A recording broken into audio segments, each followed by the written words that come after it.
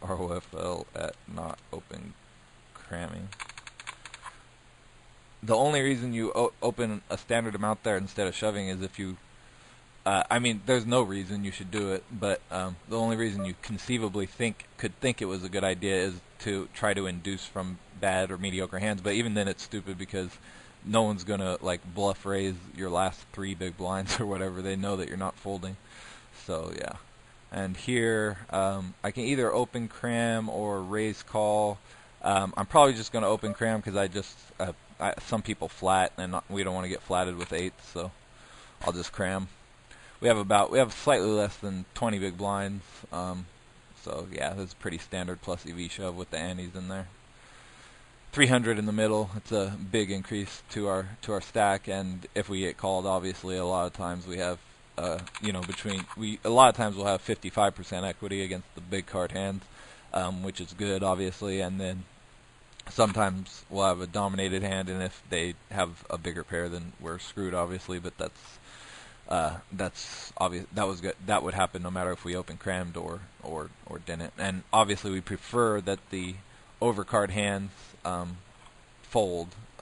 So open cramming gives them the best chance to fold, whereas raising might give the illusion of fold equity for them, which we don't want the bigger card hands to have. Though we do want the smaller pairs to have. But if the smaller pairs are going to call or are going to reshove, they'll probably call it open jam too, like 7s or 6s or 5s. So it's not a huge consideration.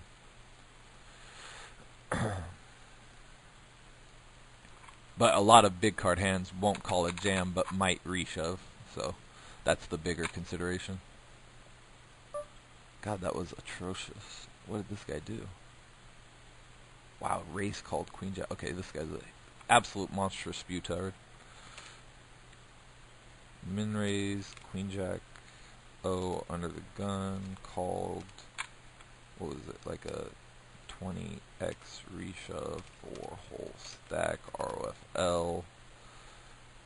Wow. Yeah, queen 8. Okay. I don't know how you got all the money. Oh, maybe you just opened crammed. So I assume we're still chip leader over here. Yeah, we are. Actually, not by that much, though. 41 players left. I'll be sick if this actually produces a deep run, final table that is.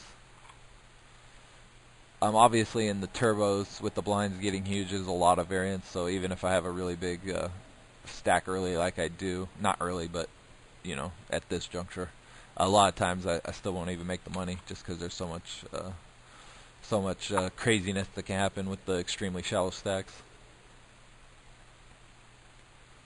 Because basically, you're just correct to get the money in with a wide range of hands and a bunch of spots, and sometimes that obviously catapults you to even bigger stacks. But sometimes you get a smaller stack and stuff. So, yeah, it's a really fast tournament, which is fine. I like it, and you still have a definite edge if you're one of the better players. So, yeah. We'll make a note on this guy. He's obviously an idiot. Idiot opening 3x on, what do you have, like a 7x stack in middle position ROFL. If small blind shoves, we'll snap call. He only has 4 big blinds. He should be shoving close to any 2 cards. If that guy shoves, he's got 11. I don't really know what his range is, but King 6 would only be a call there. I think King 6 would be a call there against certain players because they're shoving close to their whole range on the button, but not against everyone.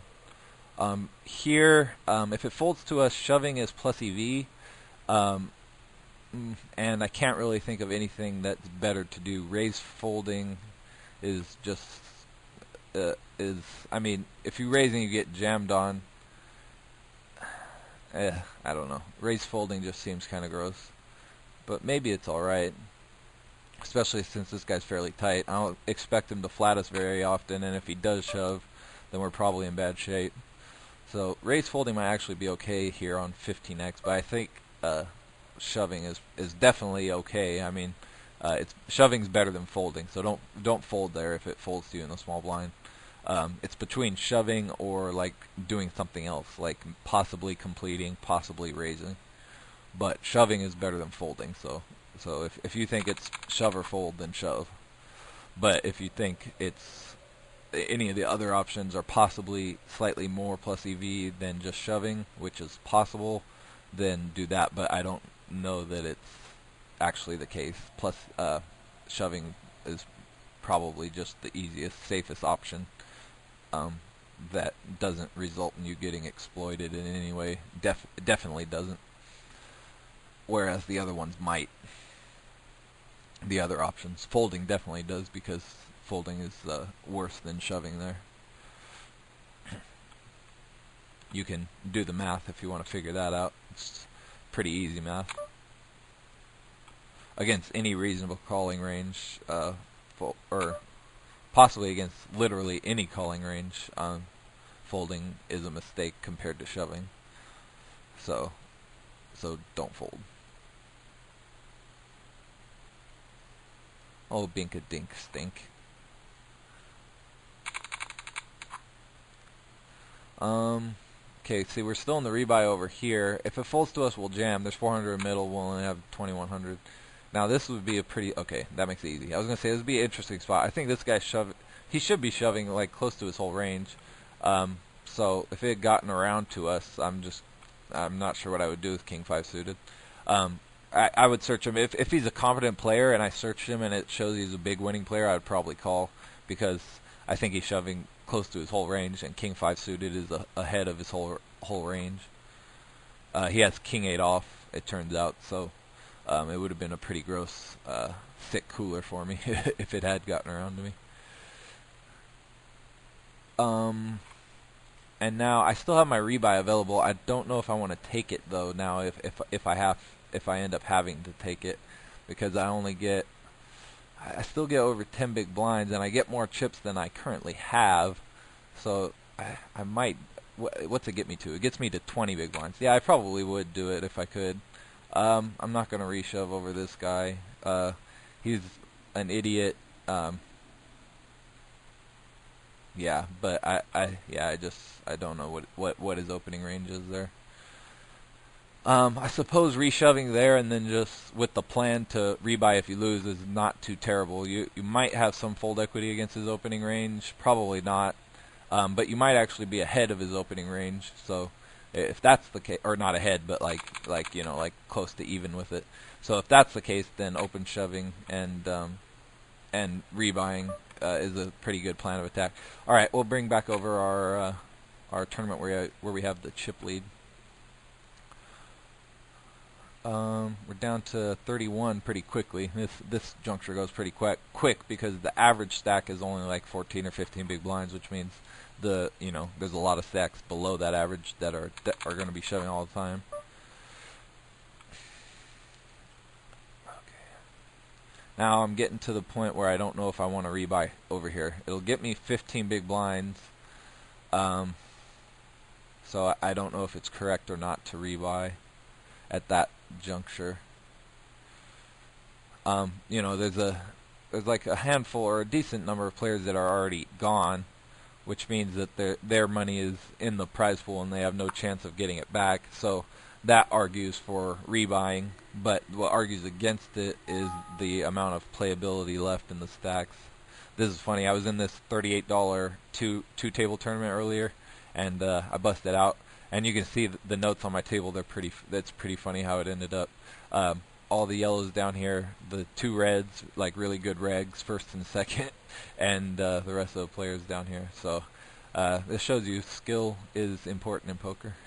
Obviously, it doesn't always work out like that. That's pretty rare for like the two best players besides myself to finish 1-2. Obviously, if I should have a red on me as well, not to brag or anything, it's just a fact. And now here, there's a snap call, mathematics, and that is just disgusting. Oh, that's even worse. Okay, I'm drawing dead right off the bat. 6-6. Okay, and now the internet's decided to stop working. Luckily, I didn't even have a sweat. I knew I was drawing dead. But hopefully comes back. Yeah, there we go. Okay, and here I got king 10 off. I'm gonna cram it. I only have 10 big blinds. Last bit of fold equity here. I'm gonna be folding. I'm talking about on the other table, by the way. That was pretty sick. This guy's might be. Yeah, he's an idiot. He might be like way too tight on a short stack. I don't know. Sometimes that's what that means. Okay, here's the hand we probably won't be folding. Ideally, one of these two guys just open crams and we can re-cram. But if it doesn't happen, we're just going to open shove the button, which is fine too. We'd prefer this though, because this guy's range is obviously super wide on 2 big blinds. So now we're a favorite to win, you know, a pot that has a little bit more in it. And unfortunately, it's only a small favorite, and now it's not even a favorite. Gross. Ugh, gross. Oh, sick brick. Wow, what a fade. King 9, 10, heart. Wow. Sick fade. Run good. Okay. Wow, that was a sick fade. I haven't had a fade like that in a while. That was a nice one. Alrighty, so now we're down to 28 left out of 180, and we're still in the top 3 in chips. And over in my other tournament, my open shove, I shoved king 10 off in early position on 10 big blinds with annies. There was 500 in the middle of the start. I only had 2,000 to start the hand, which means if I pick up the blinds, it's a 25% increase to my stack, which is huge. So obviously, in that situation, king 10 is a good hand to do it with.